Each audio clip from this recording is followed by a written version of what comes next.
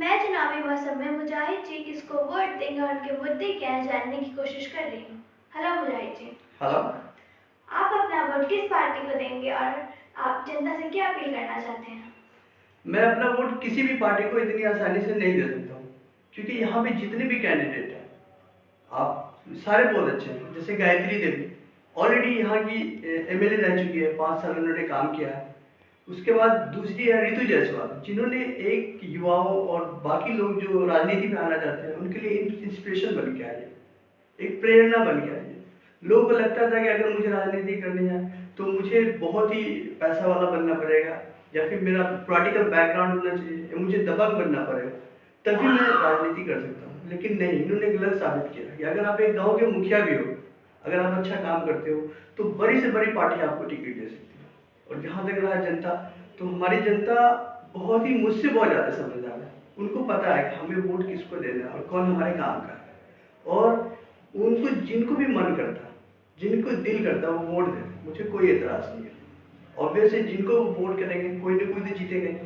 तो जो जीत के रहा है विधायक, मैं इन जनता के जो मुद्दे हैं उन पे उनसे काम करवाने की पूरी कोशिश करूंगा।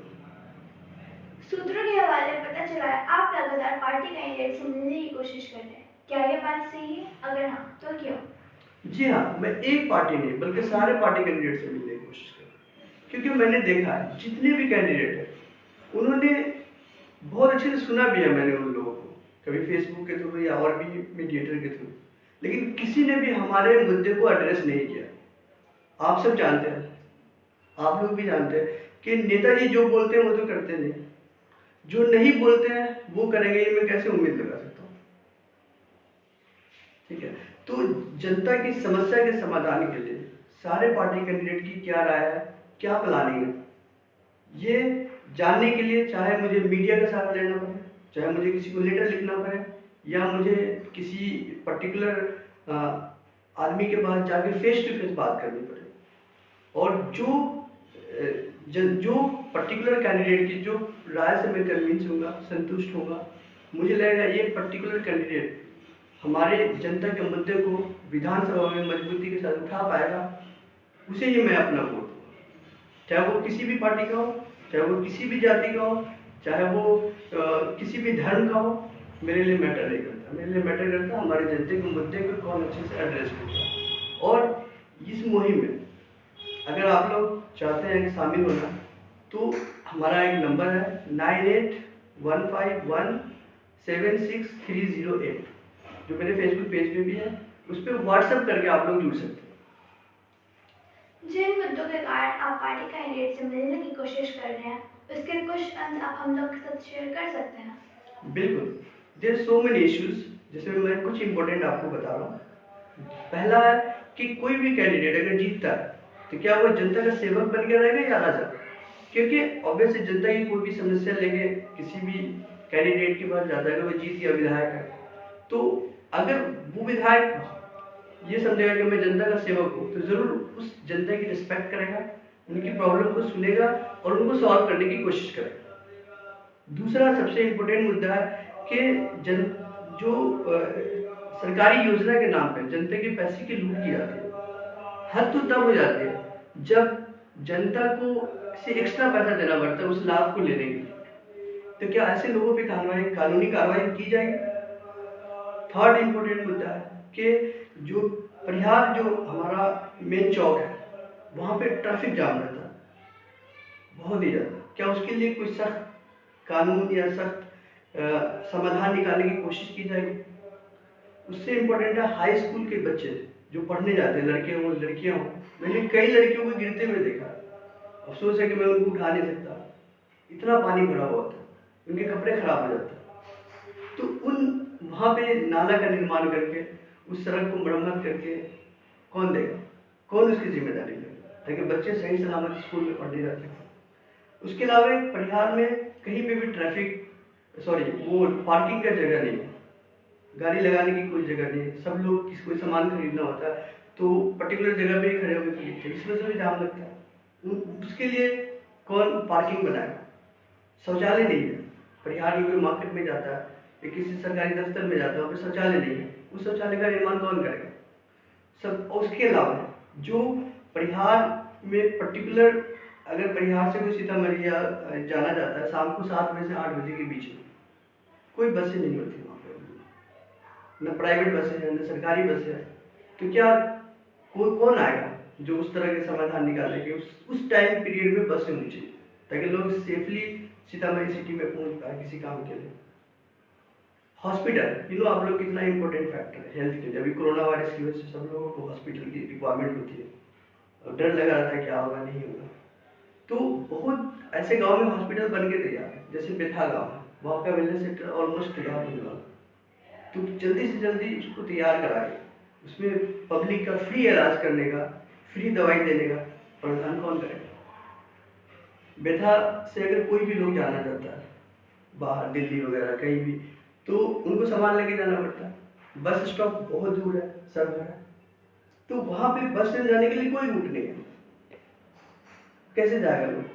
तो उस रोड का निर्माण कौन करेगा? जो बेथा कब्रिस्तान से लेके सरवर बेथा मोड़ जिसको हम लोग बोलते हैं, वहां पे सड़क का निर्माण करना बहुत जरूरी है। उसकी जिम्मेदारी कौन है? उसके अलावा जो बेथा में बहुत सारे जो लोग आते हैं सब्जियां बेचने के लिए, सरवर टोपियां लेके आते हैं, सामान लेके आते हैं, उनको बहुत दुश्वारियां होती है।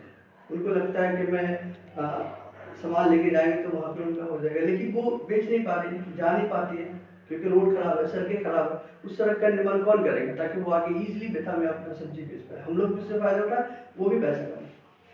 उसके अलावा हमारे यहाँ की स्कीम है कि हर गांव हर बस्ती को मेरी सड़क से जोड़ो। दुर्भाग्य है बेथा का कि बेथा पंचायत में 3 गांव है। पहला गांव है बेथा, दूसरा सिसवा, तीसरा मुसहरनिया।